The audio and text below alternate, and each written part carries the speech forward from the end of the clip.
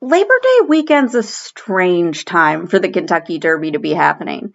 But for the sports betting industry, this is a season that is increasingly about jockeying for position. Football season's peak acquisition time for sports books looking to bring in new customers. And with more states launching sports betting, there's more than one horse race books are trying to win. I'm here to run down the whole racing form on this episode of PlayUSA to Z.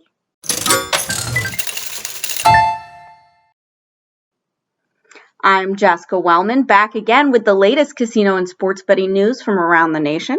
If you like PlayUSA or you just want to be the first to know what's going on around our YouTube channel, be sure to like, subscribe, ring the bell, and don't forget to check out the links on the stories we're discussing. They'll be here in the description below. All right, for this week, as a native of the Commonwealth of Kentucky, I'm duty-bound to talk about the Run for the Roses. So, lift that julep cup, slice off some derby pie, and let's dive in. I even thought briefly of trying to get this video done in under 2 minutes, but there's so much to cover that if you want that experience, just crank it up to 4x speed or something.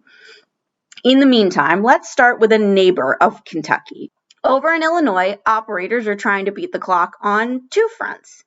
First, they want to launch before football season gets going. Second, they want to launch before that window for online registration potentially closes on September 19th.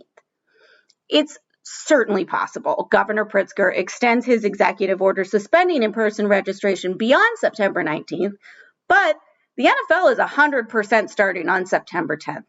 With that in mind, FanDuel wasted no time mobilizing its Illinois launch last Friday. As we noted last week, the group is working with Paradise Casino, but those looking to sign up for the new app can currently do so with no trip to East Peoria. FanDuel makes 3 betting apps to choose from in Illinois, along with DraftKings and BetRivers.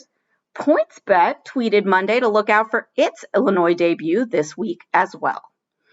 So PointsBet is going to be coming to Illinois with some added firepower thanks to its new deal with NBC Sports. This deal is said to be worth potentially $400 million, and it will include PointsBet integration into NBC Sports programming. This is not the first big broadcasting company to invest in sports betting, though. Recall that Fox Bet is a Fox Sports branded app that's live in a couple of states and similarly integrated into the Fox Sports programming. The thought was that these network personalities like Colin Cowherd and Cousin Sal would help the app establish market share in states like Pennsylvania and New Jersey. But the app nonetheless found itself in the middle of the pack last year. So can NBC Sports help PointsBet jockey for positions in these new markets? It's possible, but so far no amount of media coverage seems to be enough to compete with the huge database of players FanDuel and DraftKings have from their DFS business, not to mention their gigantic marketing budgets. Speaking of new sports betting states, we have several trying to accept their first bet sooner rather than later, but other than Illinois, it kind of seems like most of these states are going to miss a fair chunk of the NFL season. As I mentioned last week, Tennessee betting could start before November 1st, and it's possible that the first 4 apps launch sooner, but given the vetting that comes with these gigantic sports betting applications, I wouldn't expect anything until October at the earliest. In Michigan, it's actually, I'm not making this up, it is the FBI that is slowing down the licensing process. So in other states, the laws for sports betting and online gambling specifically state the FBI needs to help support fingerprinting and background checks. Michigan failed to include that specific language, so now the FBI is balking at getting through this pile of applicant fingerprints in a timely manner. In the meantime, though, the Michigan Gaming Control Board is moving forward in the process to launch. The MGCB will hold a public hearing on September 23rd, and on that hearing day, anyone can comment on proposed regulations for online gambling in the state. This meeting comes roughly 2 months after the state regulators posted draft rules in July. Now, once the hearing is over, the state then has 40 days to submit a final rules version to the state. From there, the legislature has 25 days to officially adopt the rules.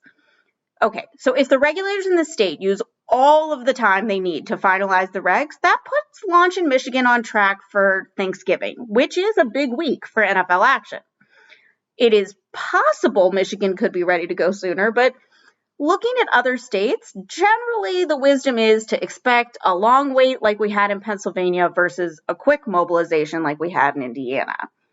None of these launches will match the speed of the most exciting 2 minutes in sports, though, that's for sure. We're back to talking about the Derby again, by the way. How the horses will fare in September compared to the first Saturday in May is still a little bit of a mystery. Odds makers have Belmont winner Tiz the Law as the current favorite, going off at 4-5, while Art Collector and Honor AP round out the top 3 contenders. With the change in calendar, it could also produce less interest in the race, to be honest. The Belmont had the lowest ratings for the race since 1993. So imagine a fanless Derby, no spectacle of hats, no outfits on display. That might not generate as much interest, and the race is also competing with both the NBA Finals and the NHL playoffs. And as a Kentuckian, I can tell you, with the pandemic cramping the style of Derby parties, that's probably going to cut into your viewership too. I may not be throwing a Derby party, but I will always celebrate a holiday that involves pie. So I'm going to go exceed my calorie limit. If you want to feast up on more gambling news, check out PlayUSA and all its sister sites, as well as the description below. And of course, tune in next week for more PlayUSA to Z.